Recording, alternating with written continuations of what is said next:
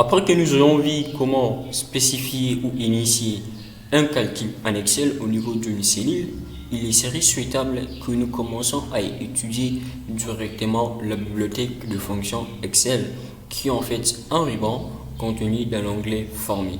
Et avant de pouvoir voir en large et en détail ces différentes fonctions constituant la bibliothèque, il serait souhaitable que nous voyions, si possible, certains rubans en dehors du ruban bibliothèque de fonctions, toujours dans l'onglet Formule, puisque la bibliothèque que nous prenons énormément de temps en raison de diversité et des spécificités différentes de chacune des fonctions constituant en fait la bibliothèque. Ainsi donc, il serait souhaitable que nous voyions si possible directement les trois derniers rubans, à savoir non défini, vérification de formule ainsi que le ruban calcul.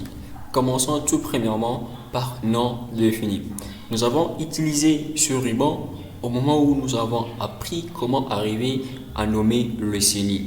Puisqu'on avait dit qu'il existait à ce moment-là des possibilités si vous voulez renommer une cellule, dont la première était en réalité un raccourci qui consistait à aller justement au niveau de la zone de nom, indiquer votre renommer votre cellule en y cliquant, tout comme vous pourriez partant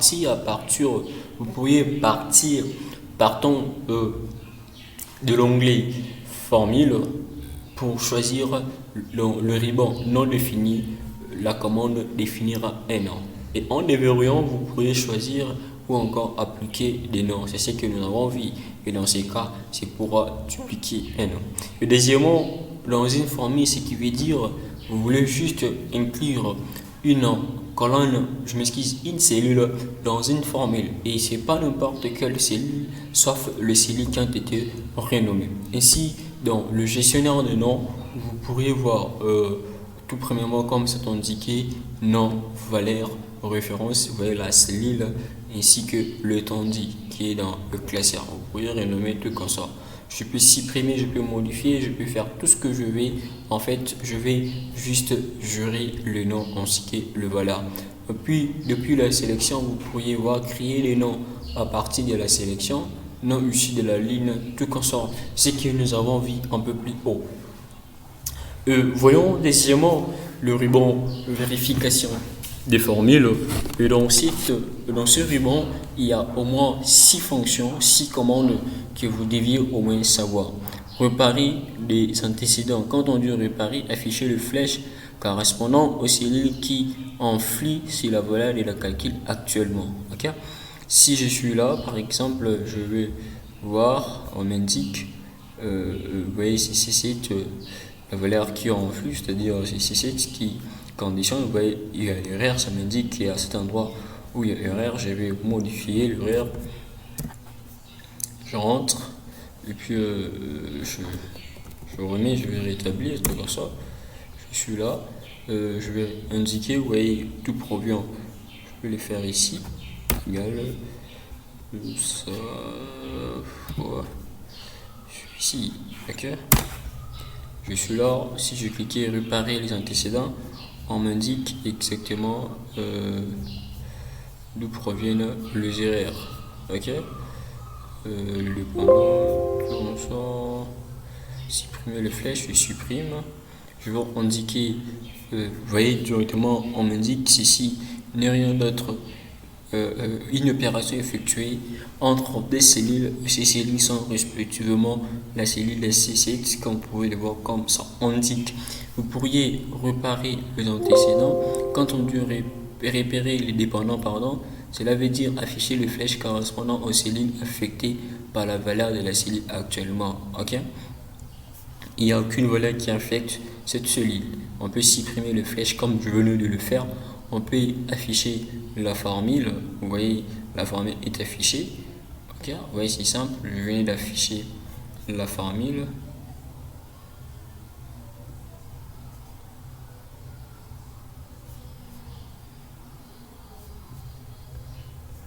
Je venais d'afficher la formule. Je peux voir, vérifier s'il y a des erreurs. Erreur dans la cellule F, on indique qu'il y a href. Vous voyez, on me dit qu'il y a erreur, ok? Nous avons affiché ou vérifié les erreurs. S'il y en avait, au moins nous en avons trouvé aussi bien qu'il y a une erreur. Alors, dans ces cas, si je choisissais afficher de formule, au lieu que le résultat s'affiche, par contre, ce sont des formules qui sont affichées parce que j'ai activé cette commande. Je peux la désactiver pour pouvoir afficher uniquement le résultat et non la formule. Je peux vérifier, par exemple là, href, le hnombre, je peux vérifier les erreurs. On m'indique une erreur, problème avec un nombre utilisé dans la formule. Ok, on m'indique l'erreur des nombres. On avait dit nombre puisque l'espace dans le nombre est tellement grand que l'afficher serait compliqué en raison de la complexité de l'écriture mathématique. Et voyons en fait la fenêtre espion. Vous pourriez voir ajouter un espion comme vous le voyez. Ce qui signifie cette fenêtre, on peut lire ajouter des cellules à la liste de la fenêtre espion pour garder un œil sur leur valeur tout en mettant à jour d'autres parties de la feuille. Ok, ce que vous comprenez, vous pourriez garder certaines valeurs qui pourront peut-être pas changer. La fenêtre espion reste toujours visible de telle sorte que vous puissiez surveiller ces cellules même si vous travaillez sur d'autres partie, l'autre cellules. Ainsi, option de calcul, choisir le calcul automatique ou manuel est formé. Si vous effectuez une modification qui affecte une valeur, Excel recalcule cela automatiquement. Vous voyez, c'est automatiquement. Je suis là. Si je modifie là, vous voyez, descend automatiquement, ça change. Pourquoi? Parce que l'option de calcul est activée automatiquement. Alors vous pourriez aussi le faire automatiquement sauf dans les tables de données, tout comme le faire manuellement. Et lorsque c'est manuellement, même si je modifie, vous voyez, rien ne s'affiche. Alors il faudrait reprendre pour que cela devienne effectif. Dans ces cas, je vous conseillerais de le laisser automatique parce que cela vous éviterez à perdre du temps. Ainsi donc il y a calculer maintenant, calculer le classeur entier maintenant. Cette option n'est nécessaire que sur le calcul automatique est désactivé. Dans ce cas, vous mettez à jour puisque calculer l'option automatique dans le choix automatique de l'option permet de mettre à jour directement. C'est comme je disais, permet de faire en sorte que votre classeur soit dynamique à différentes actions que vous effectuez. Ainsi, si cela n'est pas dynamique, vous pourriez alors réactualiser votre classeur tout en mettant à jour vos différentes opérations. Ici, calculer la feuille active maintenant. Cette option n'est nécessaire que si vous voyez que c'est désactivé. Dans ces cas, c'est tout le classeur qui se met à jour, ce qui veut dire que toutes les feuilles conçues à votre classeur se mettront aussi bien à jour.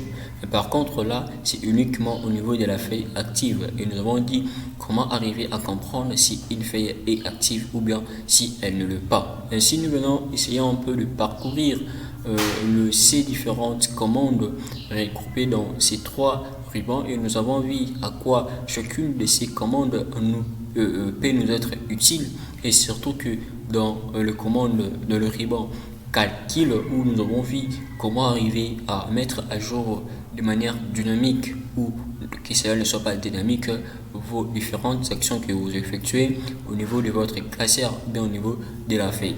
Alors il serait souhaitable que nous commencions bien que nous apprenions en large et en détail spécifiquement la bibliothèque de fonctions.